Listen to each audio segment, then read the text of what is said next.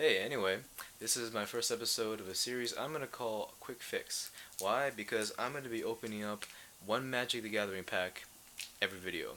Now, I'm just doing this video mainly because I'm a gambling addict, basically, and I love opening packs, even though I know that's not how you're supposed to get the rare cards. And also, I figure I might as well share that with you guys, because I'm pretty sure half of the Magic players are basically gambling addicts. So let's look at the cards. Now, this is Dragon Sword Tarkir. I haven't actually looked at the pre-release is, and I don't know the spoilers for it. So I have no freaking idea what's gonna be in here. I've for all I know it could be another big Jace. All right, let's see. Why is it weird? All right, so I got Champion of Arison. Lifelink for four. One of those draft cards, I guess. Shambling Goblin. Very standard card. One drop kills another one drop when it dies. Dragon Fodder. Put two red 1/1 creatures here.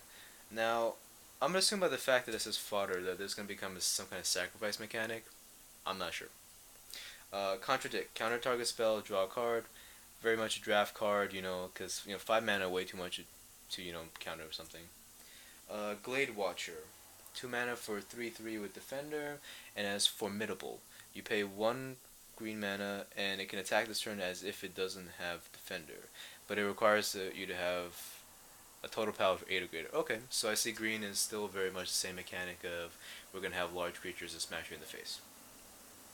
Pacifism, new artwork, not really fond of it, but I'm glad to reprinted it, I guess. Epic Confrontation. They've been making these cards ever since I believe Innistrad, the whole fighting mechanic thing. Sometimes they only fight, sometimes your creature gets a boost, sometimes their creature get a debuff. And this one, your creature gets a buff, so I guess that's a popular mechanic. They're keeping that.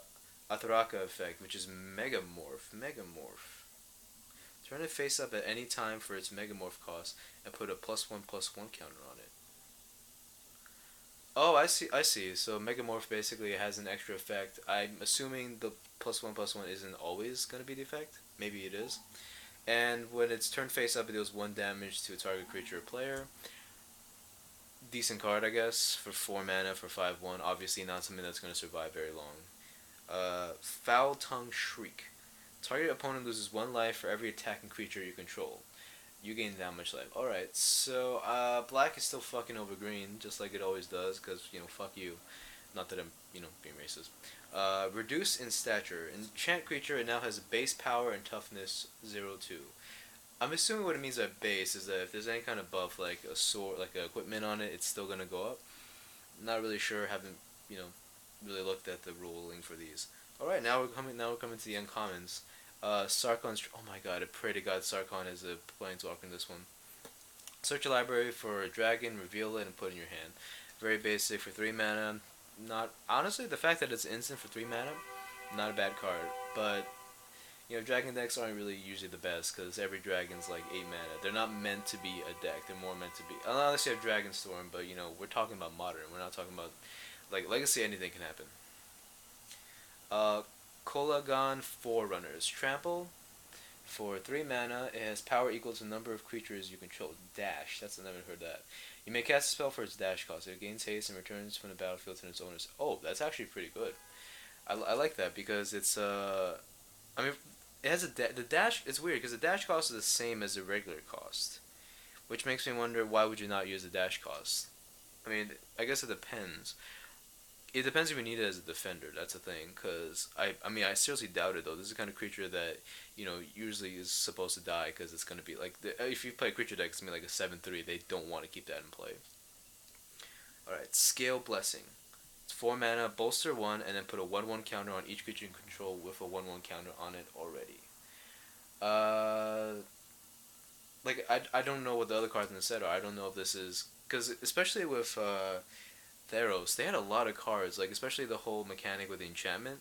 They had a lot of cards that kind of had that ability, but there were not enough good enchantment creatures to justify it. So I don't know if there's gonna be a lot of +1/+1 counters here. So I'm not sure this is a good card yet, especially for 4 mana. Okay, so I have a just before I show you the rare, I'm gonna show you I got an island, and a warrior token. So very standard stuff. Now the rare I got, I'm gonna have to read it first before I look into it. Death Touch. Whenever a permanent you control is turned face up, you may return it to your graveyard from the graveyard to the battlefield face up or face down. If you Megamorph it, it comes in as a 4. Okay, so Deathmist Raptor. Once again, I haven't actually looked at these cards. I don't know what the prices are. I'm gonna say for Mythic, this is gonna be pretty small because it can't come back to life, but it has to come back to life with the assumption that you have some kind of face up, face down card, which I've only gotten one of. I don't know what the set looks like. I'm not gonna look, but I'm gonna assume that there's not enough to just like if this came up just whenever a creature came in or something like that. No, that'd be freaking. This would be a freaking expensive ass card. But once again, I don't know the mechanics of it. All right, so hope you enjoyed, and same time, same place tomorrow.